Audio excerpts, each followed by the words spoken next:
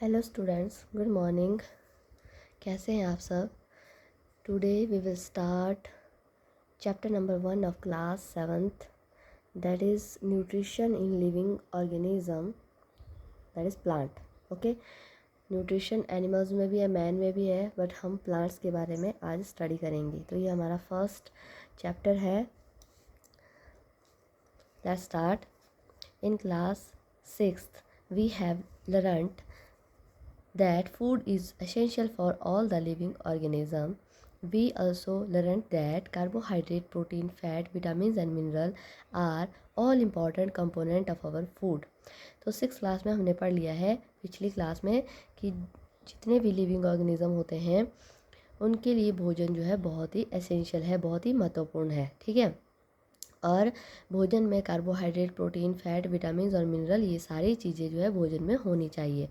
These component of food are necessary for our body and is called the nutrients. तो ये सारे के सारे कंपोनेंट जो भोजन के हैं ये बहुत ज़रूरी है हमारी बॉडी के लिए, और इनको बोलते हैं न्यूट्रिएंट्स। क्या बोलते हैं? nutrients. The nutrients enable living organism to build their bodies, to grow, to repair damaged part of their bodies and to provide the energy to carry out life processes. और ये जो nutrients है living organism की body में ये बहुत सारी चीज़ों को बनाते हैं, रिपेयर करते हैं, साथ में ग्रोथ के लिए हेल्पफुल होते हैं, और इसके साथ साथ एनर्जी प्रोवाइड करते हैं। कोई भी लाइफ का जो भी प्रोसेस है उसको करने के लिए जितनी भी एनर्जी मिलती है वो सारी न्यूट्रिएंट्स से मिलती है। Okay, nutrients are taken in through their food by living organism and are utilise in their body.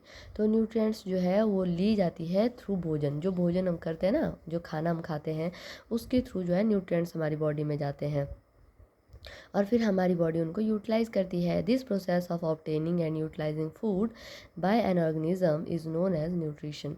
तो ये जो प्रोसेस है जिसमें हम भोजन को लेते हैं और कोई ऑर्गेनिज्म उसको यूटिलाइज करता है उसको बोलते हैं न्यूट्रिशन।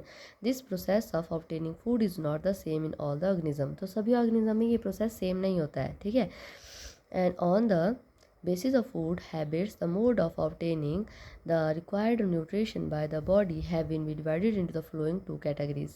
तो जो फूड की हैबिट है उसके बेस के ऊपर ऑर्गेनिज्म को 2 टाइप में डिवाइड किया गया है कि किस तरीके से वो भोजन को लेते हैं।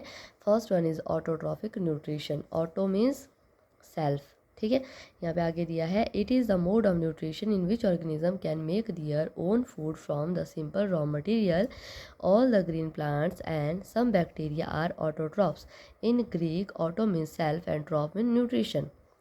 तो ऑटो का मतलब क्या होता है? सेल्फ, और ट्रॉफ मीन्स न्यूट्रिशन।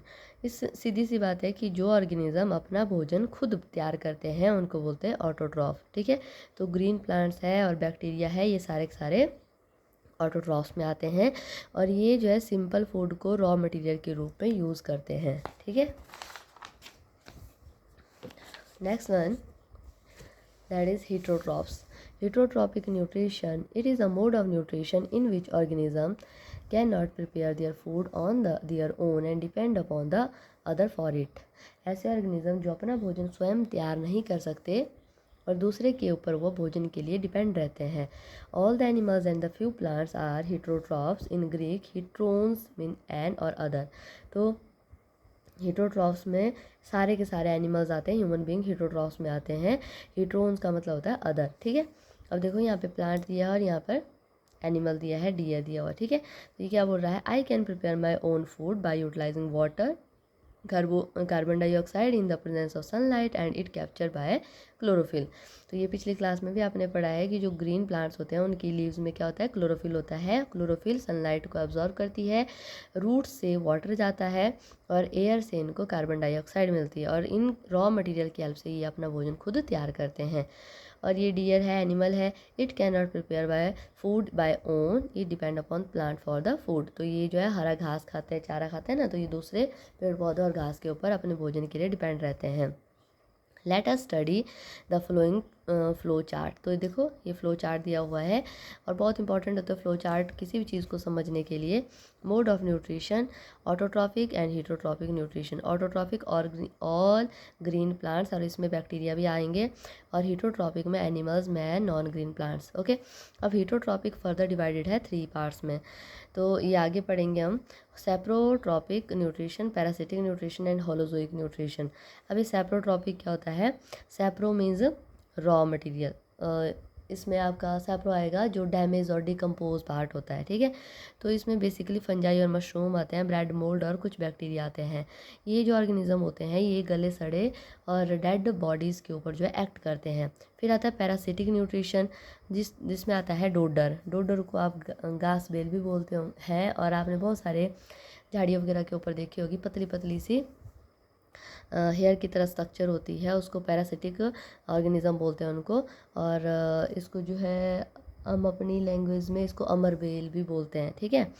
दूसरा है होलोजोइक न्यूट्रिशन, अमीबा और ह्यूमन। ये किसी भी चीज़ को जैसे रॉ लेते हैं तो उसको ये अच्छे तरीके से चबा करके पूरा एक ऑर्गेनिज्म या फिर पूरे ही चीज़ को खा सकते हैं, ठीक है। तो ये है होलोजोइक न्यूट्रिशन, ह्यूमन और अमीबा इसमें आते हैं। नेक्स्ट है यूग्लिना के बारे में दिया हुआ है, पिछली क्लास में भी आपने यूग्लिना के बारे में पढ़ा होगा। Euglena is an organism that show both the autotrophic and heterotrophic mode of nutrition. It has both a plant animal like feature. तो ये एक ऐसा ऑर्गेनिज्म है जिसमें प्लांट और एनिमल दोनों की तरह फीचर होते हैं। ये जो है ऑटोट्रॉपिक भी है, अपना भोजन भी खुद बना सकता है, क्योंकि इसमें थोड़ा क्लोरोफिल और क्लोरोप्लास्ट है, ये जो ग्रीन कलर के दिख रहे हैं ना आपको सेल, ये होते हैं, और साथ में हीटरोट्रॉपिक भी है, ठीक है। Next one is the photosynthesis, food making process in plants. तो फोटोसिंथेसिस क्या होता है? फोटोसिंथेसिस का मतलब है फूड मेकिंग प्रोसेस, जो भोजन बनता है ना पौधों में, that is called the photosynthesis. The synthesis of the food in the plants occur in their leaves, hence the leaves are called the food factory of the plant. तो किसको बोला जाता है फूड फैक्ट्री? लीव्स को, क्योंकि इसमें सारा भोजन बनता है पौधों का। The leaves have a green pigment is called the chlorophyll. तो ग्रीन पिगमेंट लीव्स में होता है जिसको बोलते हैं chlorophyll. It help leaves to capture the energy of the sunlight. तो ये क्लोरोफिल क्या करती है? एनर्जी को कैप्चर करने का काम करती है जो सन से आती है, ठीक है। This energy is use by the plant to synthesise their food using carbon dioxide and water. तो ये जो एनर्जी होती है ना, ये प्लांट जो है उसको यूज़ करते हैं, और साथ में कार्बन डाइऑक्साइड और वाटर जो है वो भी फूड बनाने में हेल्प करते हैं। This process is called photosynthesis. तो क्या बोलते हैं इस प्रोसेस को? फोटोसिंथेसिस। अब फोटोसिंथेसिस को भी छोटे टर्म में कन्वर्ट किया है। Photo means light, synthesis mean to combine, ठीक है। लाइट की प्रेजेंस में बहुत सारी चीज़ें कंबाइन होकर एक नया प्रोडक्ट बनाती है, that's called the photosynthesis. As it take place in the presence of sunlight, this process can be written in the form of flowing equation. तो केमिकल फॉर्म में भी इसको लिखा जा सकता है। देखो यहाँ पे कार्बन डाइऑक्साइड लिखा है ना, तो इसको आप इस तरीके से भी लिख सकते CO2, कार्बन डाइऑक्साइड, डाइऑक्साइड 2 लगा है ना नीचे, तो इसको डाइऑक्साइड पढ़ते हैं, plus water that is H2O। Sunlight की प्रेजेंस में क्लोरोफिल के साथ ये क्या बनाते हैं? Carbohydrate C6H12O6 plus oxygen O2, ठीक है। तो ये चीज़ें जो है फोटोसिंथेसिस का ये केमिकल इक्वेशन है। अगर आप इसको इस तरीके से भी लिखते हो तो इससे अच्छे मार्क्स मिलते हैं, ठीक है। Next one, raw material for photosynthesis. तो क्या क्या कच्चा मटेरियल है जो फोटोसिंथेसिस के लिए यूज़ होता है, मतलब पौधे कौन कौन सी चीज़ों को यूज़ करते हैं अपना भोजन बनाने के लिए। From the above equation it is clear that carbon dioxide and water are the raw material for photosynthesis. तो कार्बन डाइऑक्साइड और वाटर, ठीक है। For this process chlorophyll and the presence of sunlight is also necessary. तो chlorophyll और sunlight ये भी जरूरी है। Since the food is synthesise in leaves all the raw material need to reach there. तो लीव्स में ये सारा का सारा जो भोजन है ये बनता है, तो जितना भी भोजन वहाँ पे बनेगा तो सारा ये रॉ मटेरियल लीव्स के अंदर पहुँचना चाहिए, ठीक है, तभी वो भोजन बना सकते हैं। अब देखो यहाँ पे क्या दिया है? फ्लावर दिया हुआ है, प्लांट दिया है, और ये लीव्स बताइए, लीव्स के अंदर ही होता है ये सारा प्रोसेस, ठीक है, क्योंकि लीव्स में क्लोरोफिल होती है, और क्लोरोफिल के पास कैपेसिटी होती है सनलाइट को कैप्चर करने की, ठीक है, और साथ में जो वाटर है और कार्बन डाइऑक्साइड है उसको यूज़ करने की। और वाटर कहाँ से जा रहा है? रूट की हेल्प से जा रहा है, रूट से भी कहाँ जाएगा? फिर लीव्स में जाएगा, ठीक है। सनलाइट से सन रेज आ रही है वो भी लीव्स में जा रही है, ठीक है, और साथ में एयर से जो है क्या आ रही है? कार्बन डाइऑक्साइड आ रही है, वो भी लीव्स में जा रही है। तो ये ऑक्सीजन को रिलीज़ करेगा फिर, और ग्लूकोज बनाएगा, और ग्लूकोज कहाँ पर जाएगा? ग्लूकोज जो है इन्हीं के अंदर जो है आपके एक्यूमुलेट होगा, इकट्ठा होता जाएगा, ठीक है। raw material for photosynthesis, water and mineral from the soil and carbon dioxide from the air. Okay, now water and minerals. अब वाटर और मिनरल्स है, इसके बारे में थोड़ा सा डिटेल में दिया है। These are absorbed by the root from the soil. तो यहाँ पे हमने देखा ना, रूट से एब्जॉर्ब हो रहा है ये, और रूट कहाँ पर होती है? मिट्टी के अंदर होती है, सॉइल में होती है। Water and mineral are transported to other part of the plant by the vessel. अब यहाँ से जो है इसके थ्रू जो अदर पार्ट में जाता है, तो कैसे जाता है? वेसल के थ्रू जाता है। वेसल का मतलब होता है छोटी छोटी पाइप लाइक स्ट्रक्चर होती है इनके अंदर, ठीक है। Are tube that run throughout the root and the stem and branches and leaves. You also learn more about the class 8th में, आप इसके बारे में बहुत अच्छे से पढ़ेंगे। तो ये दिया है ना आपको डायग्राम, ये रूट का डायग्राम है, ठीक है। तो रूट को थोड़ा जूम करके बनाया गया है, ये है रूट एयर, ठीक है। कभी आप रूट देखोगे तो निकाल के देखना, तो उसमें रूट हेयर दिखाई देंगे आपको, रूट हेयर। और ये सॉइल पार्टिकल है। तो ये रूट हेयर क्या करते हैं? बेसिकली इनकी जो मेम्ब्रेन होती है ना, बड़ी थिन होती है, और वो मिनरल्स को और वाटर को अपने अंदर ले जाते हैं। और देखो अंदर फिर चैनल बना हुआ है ना, छोटी छोटी कैनल्स बनी हुई है। तो इस तरीके से वाटर जो है अंदर जहाँ भी जिस भी पार्ट में इसकी ज़रूरत होगी वहाँ पर पहुँचा देते हैं, ठीक है। Next one is the carbon dioxide. और ये जो कार्बन डाइऑक्साइड है, ये कहाँ से आती है और कहाँ यूज़ होती है? Plant take carbon dioxide from the atmosphere. Carbon dioxide enter the leaves through the tiny pores present on the surface of the leaves. तो tiny pores कहाँ होते हैं? leaves के surface के ऊपर। Such pores are called the stomata. तो ये छोटे छोटे जो पोर होते हैं इनको क्या बोलते हैं? स्टोमेटा बोलते हैं। The stomata are guarded by the special cell that is called the guard cell. तो स्टोमेटा के बाहर से स्पेशल सेल होते हैं जिनको गार्ड सेल बोलते हैं। अब ये जो स्ट्रक्चर दिया है आपको, ये लीफ की स्ट्रक्चर है, मतलब लीफ को कट किया हुआ है, उसके बाद आपको दिखाया गया है, ठीक है। ये 3D स्ट्रक्चर है। तो देखो ये सारे लीफ के अंदर सेल होते हैं, ठीक है। ये सारे सेल जो है लीव्स के अंदर है। और ये जो स्ट्रक्चर बनाई हुई है, ठीक है, ये भी ट्रांसपोर्ट के लिए अंदर कैनल बनी होती है, जो फूड है वाटर है वो इनके थ्रू ट्रांसपोर्ट होता है। अब ये स्टोमेटल पोर, यहाँ पे जो है स्टोमेटा दिया हुआ है, ठीक है, ये सारे स्टोमेटा, और इनके ऊपर पोर होते हैं छोटे छोटे, और इसके साथ इनमें जो है गार्ड सेल लगे होते हैं। और ये गार्ड सेल क्या करते हैं? ये स्पेशल टाइप के सेल होते हैं, स्टोमेटा को ओपन और क्लोज होने में हेल्प करते हैं ये, ठीक है। नेक्स्ट है एक्टिविटी। तो आपने एक्टिविटी के थ्रू भी आप इसको देख सकते हैं। Take a potted plant, pot में उगा हुआ प्लांट लेना है। Apply a thin coat of Vaseline on the both side of the leaf. Vaseline तो सबने देखी है, उसको लेना है और लीफ के दोनों साइड पे लगा देना है, और लीफ निकालनी नहीं है आपने प्लांट से, ठीक है। Observe the plant for a few days, और कुछ दिनों तक आपने उसको ऑब्जर्व करते रहना है। While all the other leaves are remain green and the one coated with the Vaseline become the yellow and fall off. तो सारी की सारी अदर लीव्स जो है ना वो ग्रीन रहेगी, पर जिसके ऊपर आपने वैसलिन लगाई है वो वैसलिन वाली जो लीफ है वो आपकी येलो हो जाएगी और गिर जाएगी, टूट जाएगी, ठीक है। This happen because the stomata of such leaves are get blocked. ऐसा क्यों हुआ? क्योंकि जो स्टोमेटा थे वो उसमें ब्लॉक हो गए थे। क्यों ब्लॉक हो गए थे? जो आपने वैसलिन उसमें लगाई, वैसलिन से स्टोमेटा भर गए, है ना। तो वो भरने की वजह से उससे गैसेज एक्सचेंज नहीं हो पाई, and such a leaf can not therefore take gases like carbon dioxide and oxygen from the atmosphere. तो ये जो स्टोमेटा है, ये जो लीफ है, ये क्या आपके कार्बन डाइऑक्साइड और ऑक्सीजन को ट्रांसपोर्ट या फिर एक्सचेंज नहीं कर पाई, जिसकी वजह से वो जो लीफ है वो गिर गई। ओके, नेक्स्ट है sunlight. Sunlight is the light and energy that come from the sun.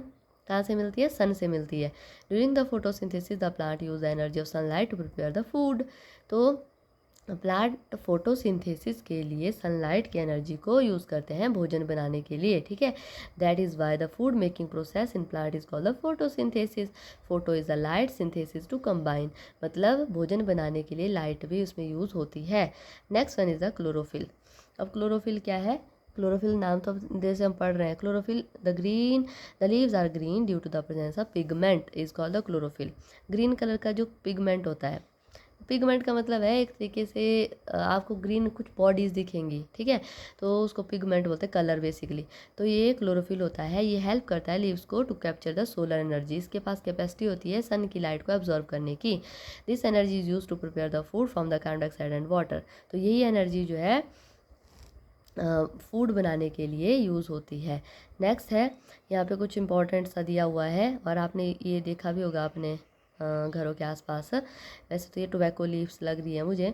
Some plant have the leaves that are not green in colour and such leaves contain chlorophyll but the green colour is masked due to the presence of other colour pigment and the presence of the additional pigment causes other leaf color such is red in color and purple in red cabbage। तो red in coilus, and however some such leaves can be still perform photosynthesis. However, some variegated leaves have the yellow patches. Such yellow area on the leaf do not contain any chlorophyll and hence cannot perform the photosynthesis.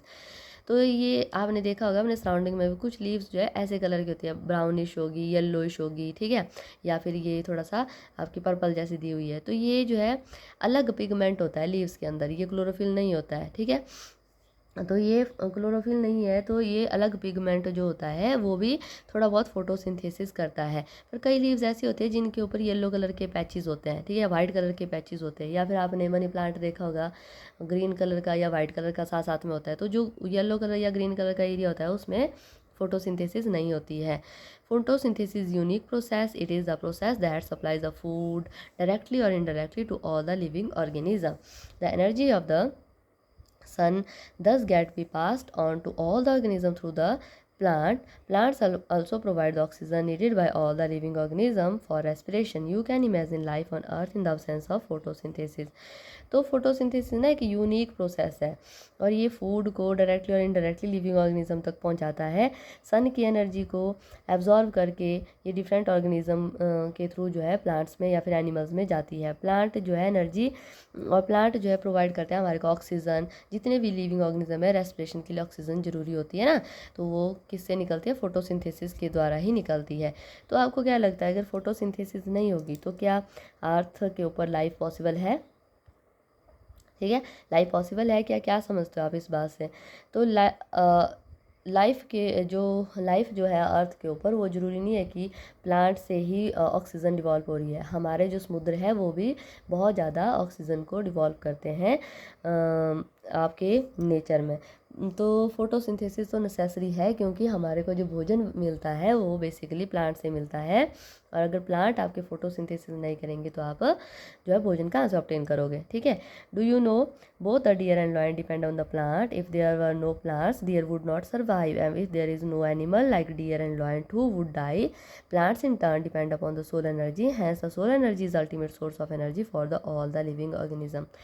तो ये बात भी ज़रूरी है कि जितने भी lion है, डियर है, वो सारे के सारे प्लांट्स के ऊपर डिपेंड है। अब लॉयन कैसे है? लॉयन है डियर के ऊपर डिपेंड, डियर किसके ऊपर है? प्लांट्स के ऊपर डिपेंड। अगर प्लांट्स नहीं होंगे तो डियर क्या खाएगा? अगर डियर नहीं होगा तो लॉयन क्या खाएगा? ठीक है। तो इस तरीके से ये सारे के सारे एक दूसरे के ऊपर डिपेंड करते हैं और ये फूड चेन बनाते हैं, ठीक है। और जितने भी प्लांट्स हैं वो उस एनर्जी के लिए सूर्य की रोशनी के ऊपर डिपेंड करते हैं। तो सारे अल्टीमेट सोर्स क्या है सबका? एनर्जी का, दैट इज़ सनलाइट, ठीक है। तो यहाँ तक हम इसको कर रहे हैं। इसके आगे जो टॉपिक है वो हम नेक्स्ट क्लास में करेंगे। आई होप आपको अच्छे से समझ आ गया होगा। अगर आपको मेरी क्लास अच्छे से समझ आ रही है please like share and subscribe my channel, ताकि मैं आपको अगली वाली वीडियो आपको टाइम पर मिल सके और आप उसको अच्छे से समझ सके। Thank you so much.